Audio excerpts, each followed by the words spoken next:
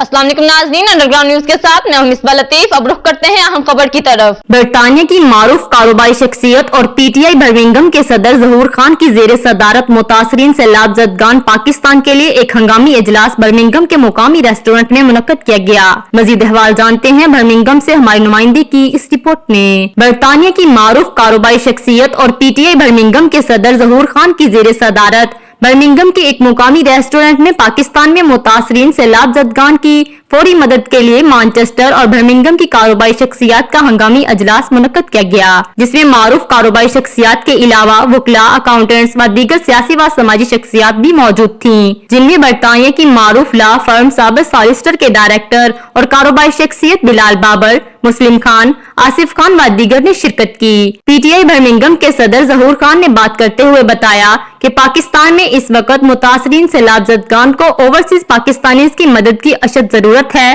जिसमें उनको खाने पीने की अशिया के साथ साथ सर छुपाने के लिए छत चाहिए। बच्चों और बूढ़ों के लिए फ्री मेडिकल कैंप्स और अद्वियात फौरी दरकार हैं। इसके लिए मैंने मानचेस्टर और बर्मिंघम के 200 से ज्यादा कारोबारी शख्सियात को 15 सितंबर को मुगल आजम रेस्टोरेंट बर्मिंघम में मदऊ कर रखा है। हमने पहले भी मुतासिन सैलाब ज़दगान के लिए कुछ रकम इकट्ठा की हुई है। 15 सितंबर के इजलास में हम जो भी फंड्स इकट्ठा करेंगे, फंड से हासिल की जाने वाली रकम पाकिस्तान के मुतासरीन सैलाब ज़दगान तक हम खुद पहुंचाएंगे।